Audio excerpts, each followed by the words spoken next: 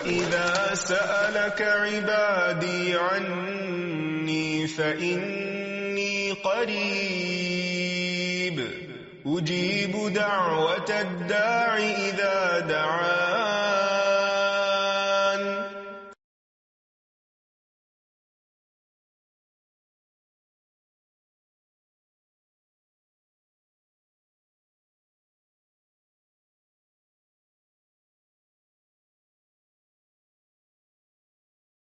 نحمده ونصلي على رسوله الكريم اما بعد فاعوذ بالله من الشيطان الرجيم بسم الله الرحمن الرحيم رب اشرح لي صدري ويسر لي امري واحلل عقدة من لساني يفقهوا قولي. ناظرین، پروگرام دعا کیجئے کے ساتھ آپ کی خدمت میں حاضر ہیں. آج والدین کے لیے دعاؤں کے بارے میں بات کریں گے کہ ہم کس طرح ان کے لیے بہترین دعائیں کر سکتے ہیں، کیونکہ والدین وہ ہستی ہیں جن کے احسانات ہم پر سب سے زیادہ ہیں. ان کے احسانات کا بدلہ ہم چکا نہیں سکتے، لیکن ہاں ایک صورت ہے کہ ہم ان کے لیے زیادہ سے زیادہ دعائیں کریں، خصوصاً اس وقت جب وہ دنیا سے جا چکے ہوں اور ہم ان کے لیے کسی قسم کی کوئی جسمانی خدمت یا مالی خدمت یا کسی اور طریقے سے کوئی مدد ان کی نہ کر سکتے ہوں. اللہ سبحانہ وتعالیٰ کو دعا کرنا بہت پسند ہے. اللہ تعالیٰ فرماتے ہیں وَقَالَ رَبُّكُمُ ادْعُونِي أَسْتَجِبْ لَكُمْ، اور تمہارے رب نے فرمایا کہ مجھ سے دعا کرو، میں تمہاری دعا قبول کروں گا. تو اللہ سبحانہ وتعالیٰ نے خود ہمیں حکم دیا ہے کہ مجھ سے مانگو، تو ہمیں اللہ سبحانہ وتعالیٰ کی اطاعت مانگتے رہنا چاہیے. اور ویسے بھی ایک اور آیت میں آتا ہے وَإِذَا سَأَلَكَ عِبَادِي عَنِّي، اور جب آپ سے میرے بندے میرے بارے میں پوچھیں، یعنی اللہ سبحانہ وتعالیٰ کے بارے میں کہ ہمارا رب کہاں ہے، ہم اس سے کیسے دعا کریں، تو آپ ان کو بتائیے فَإِنِّي قریب، میں تو قریب ہوں، بہت قریب، دور نہیں ہوں، بیچ میں کسی اور کو لانے کی ضرورت ہی نہیں، سب سے زیادہ تو میں ہی تمہارے قریب ہوں.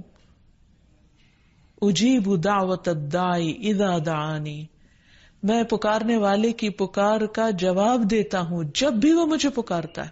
دن کو پکارتا ہے یا رات کو پکارتا ہے، غم میں پکارتا ہے یا غصے میں پکارتا ہے، بھوک میں پکارتا ہے یا بیماری میں پکارتا ہے، جب بھی پکارتا ہے میں اس کی پکار سنتا ہوں. تب اس کو کیا چاہیے کہ فَلْيَسْتَجِيبُوا لِي، چاہیے کہ وہ بھی میری بات مانے. یعنی اگر وہ چاہتے ہیں کہ ان کی دعائیں سنی جائیں تو انہیں میری اطاعت کرنی چاہیے بھی، اور چاہیے کہ مجھ پر ایمان لائیں، مجھ پر اعتماد کریں، مجھے اپنا رب مان لیں. لعلہم یرشدون، شاید کہ وہ سیدھی راہ پائیں، ان کو صحیح راستہ مل جائے. ہوتا یہ ہے کہ جب انسان کی زندگی میں کوئی مشکل آتی ہے تو اس کے پیچھے کوئی مقصد ہوتا ہے، کوئی حکمت ہوتی ہے.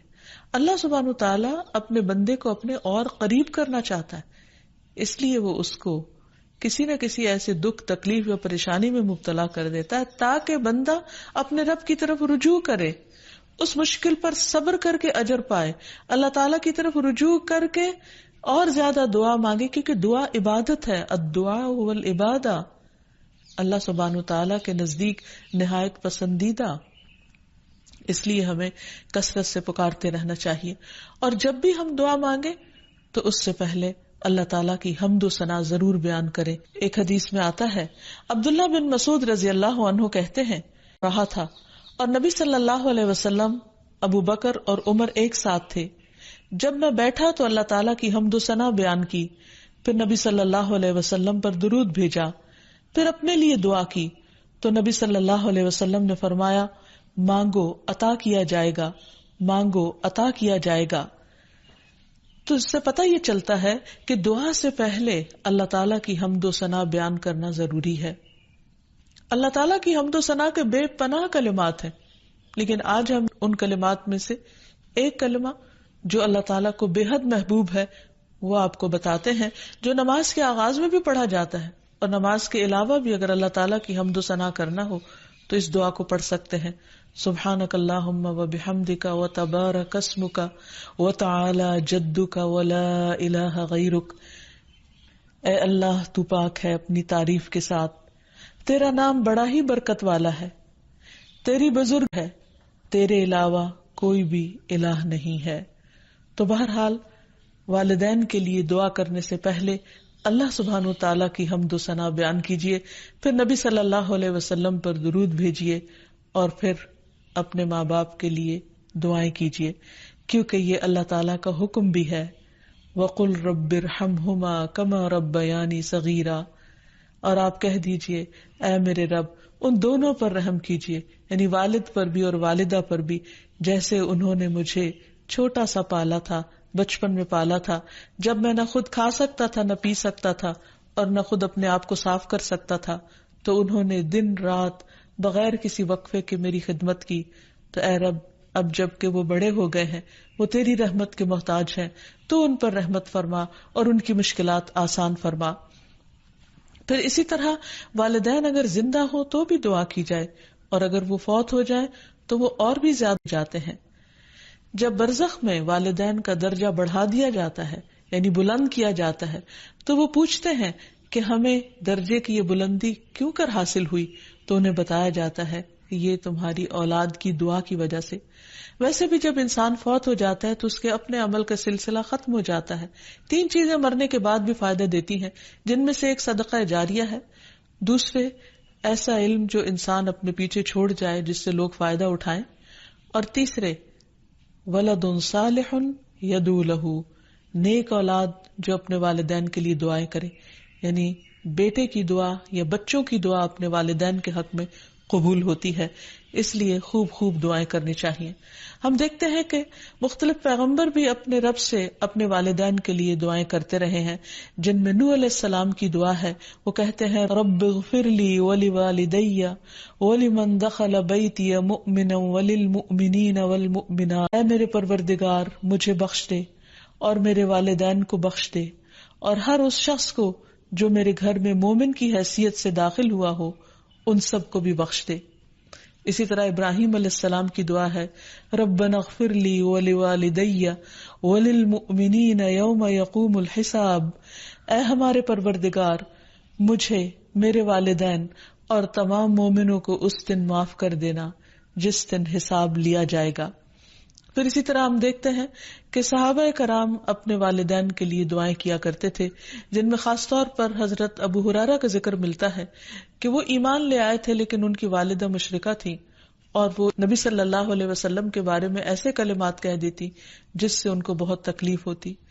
تو ایک مرتبہ اسی طرح کے کچھ کلمات سن کر وہ روتے ہوئے نبی صلی اللہ علیہ وسلم کے پاس آئے، کہنے لگے کہ یا رسول اللہ صلی اللہ علیہ وسلم، آپ میری والدہ کی ہدایت کی دعا کیجیے۔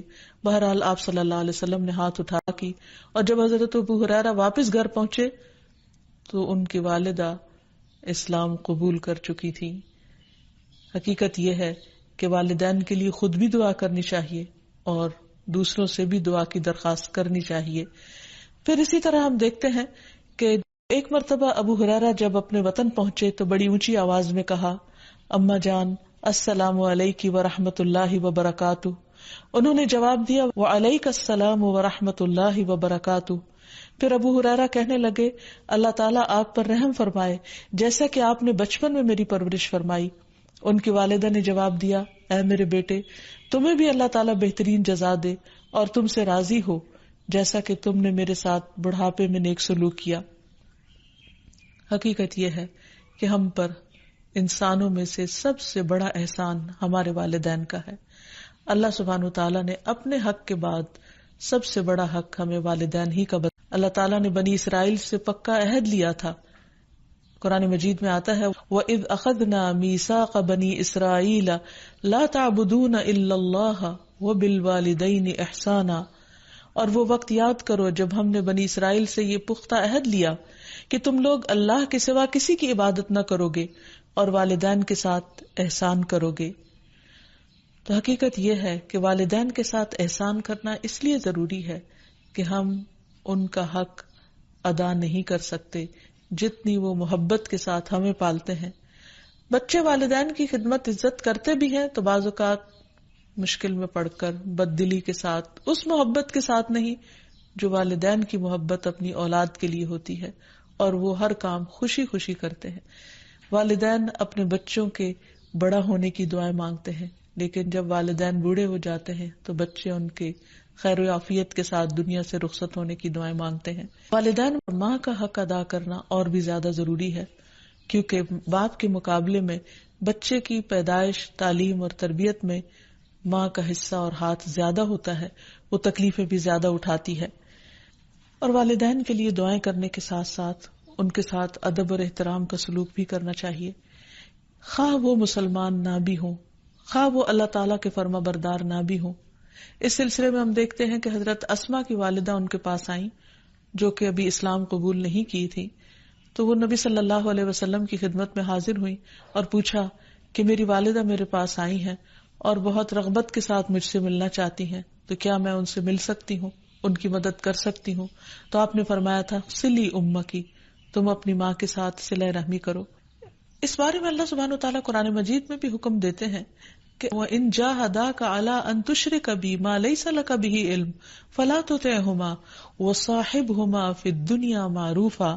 تو تجھ پر دباؤ ڈالیں کہ تو میرے ساتھ کسی ایسی چیز کو شریک بنائے جس کا تجھے کچھ علم نہیں، تو تم ان کا کہنا نہ ماننا، البتہ دنیاوی معاملات میں ان کے ساتھ بھلا سلوک کرنا، ان کے ساتھ بھلائی کے ساتھ رفاقت کرنا، یعنی عمدہ طریقے سے، اچھے طریقے سے زندگی بسر کرنا. پھر اسی طرح خاص طور پر والدین کے ساتھ نرم سلوک کرنے کا حکم دیا گیا، کیونکہ والدین جو عمر میں بڑے ہوتے چلے جاتے ہیں یا جس طرح ان کی قربانیاں زیادہ ہوتی ہیں تو وہ اپنی اولاد سے زیادہ ایکسپیکٹ بھی کرتے ہیں، تو انہیں بچوں کی طرف سے ملنے والی چھوٹی سی تکلیف بھی بہت ناگوار ہوتی ہے. تو اس لیے خاص طور پر ایکسٹرا کیئر کی ضرورت ہے والدین کے ساتھ معاملہ کرتے وقت، یعنی گفتگو میں بھی، پوسچر میں، رویے میں، معاملے میں، ہر چیز میں نرمی برتنے کی ضرورت ہے. اس سلسلے میں اللہ تعالیٰ فرماتے ہیں وَاخْفِضْ لَهُمَا جَنَاحَ الذُّلِّ مِنَ الرَّحْمَةِ وَقُلْ رَبِّ ارْحَمْهُمَا كَمَا صَغِيرًا، اور ان پر رحم کرتے ہوئے انکساری کے ساتھ ان کے آگے جھکے رہو اور ان کے حق میں دعا کرو کہ اے میرے رب ان پر رحم فرما جیسا کہ انہوں نے بچپن میں مجھے محبت اور شفقت کے ساتھ پالا تھا. اس سلسلے میں ہمیں ایک روایت میں یہ بھی ملتا ہے، عبداللہ بن مسعود کہتے ہیں کہ ایک شخص نے نبی صلی اللہ علیہ وسلم سے پوچھا کہ کون سا عمل سب سے افضل ہے؟ آپ نے فرمایا وقت پر نماز پڑھنا اور والدین کے ساتھ نیکی کرنا، پھر اللہ کے راستے میں جہاد کرنا. یعنی سب سے پہلا کام نماز، اور پھر انسانوں میں سے والدین کے ساتھ حسن سلوک. لیکن عام طور پر والدین کو اولاد کے ساتھ شکایت ہی رہتی ہے، کیونکہ بعض اوقات لوگ نماز بھی پڑھ لیتے ہیں، صدقہ خیرات بھی کر لیتے ہیں، لوگوں کے ساتھ اچھی طرح بھی معاملہ کر لیتے ہیں، لیکن والدین کے ساتھ ان کا وہ شفقت اور محبت کا معاملہ نہیں ہوتا جس کو وہ ڈیزرو کرتے ہیں. آپ دیکھیے کہ آیت میں کتنی تاکید ہے کہ وَاخْفِضْ لَهُمَا جَنَاحَ الذُّلِّ، کہ تم اپنے پر یعنی اپنے کندھے ان کے سامنے عاجزی اور انکساری کے ساتھ جھکا کے رکھو.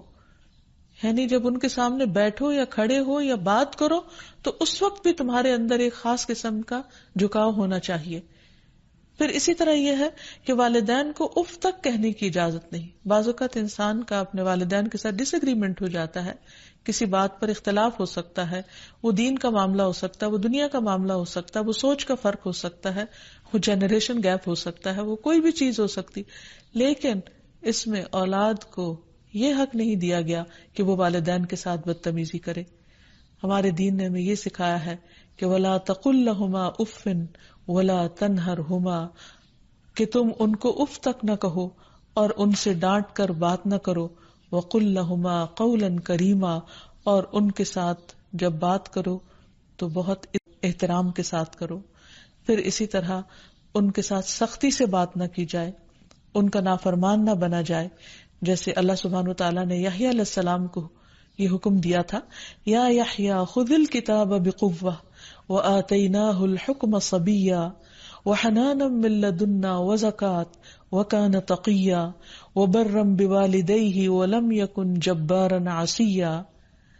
اللہ تعالیٰ نے یحییٰ علیہ السلام کو بچپن میں ہی حکم دیا کہ اے یحییٰ کتاب کو یعنی تورات کو مضبوطی سے پکڑ لو، اس پر مضبوطی سے عمل پیرا ہو جاؤ. اور ہم نے اسے بچپن میں ہی قوت فیصلہ عطا کی، اور ہم نے اسے اپنی مہربانی سے نرم دل اور پاک سیرت بنایا، اور وہ فی الواقع پرہیزگار تھے اور اپنے والدین سے ہمیشہ اچھا سلوک کرتے تھے. یہ قرآن مجید کی گواہی.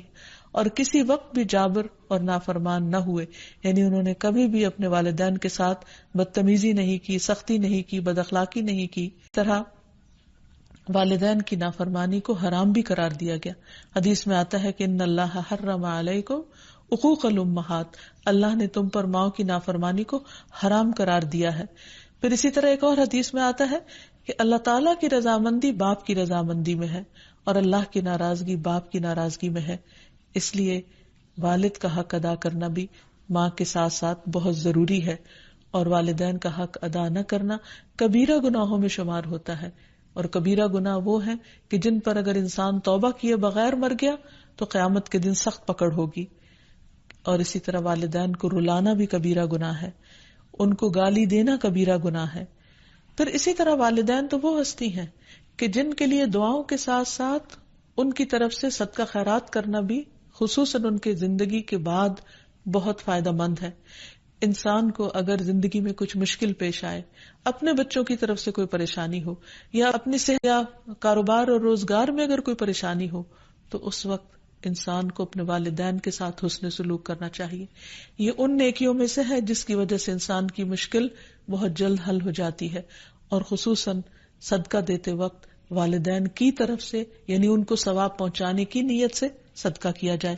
اس سلسلے میں ہم دیکھتے ہیں ایک آدمی نے نبی صلی اللہ علیہ وسلم سے عرض کیا، میرے والد فوت ہو گئے ہیں اور انہوں نے مال چھوڑا ہے لیکن وصیت نہیں کی، تو کیا میں ان کی طرف سے صدقہ کروں تو ان کے گناہ معاف کر دیے جائیں گے؟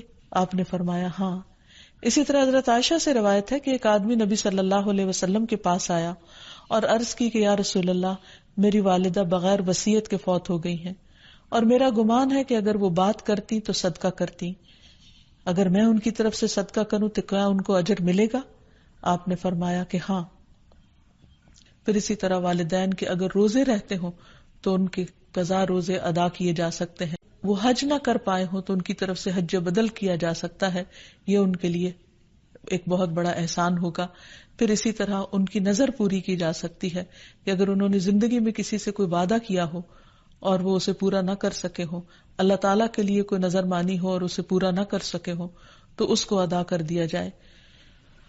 تو خلاصہ یہ ہے کہ انسان اپنے والدین کے ساتھ جو احسان کر سکتا ہے، اس میں جب وہ زندہ ہوں تو ان کا دل خوش کرے، ان کی خدمت کرے، ان پر اپنا مال خرچ کرے، ان کی اطاعت اور فرما برداری کرے، خواہ وہ اللہ کے فرما بردار ہوں یا نہ ہوں، ان کے ساتھ حسن سلوک کرتا رہے.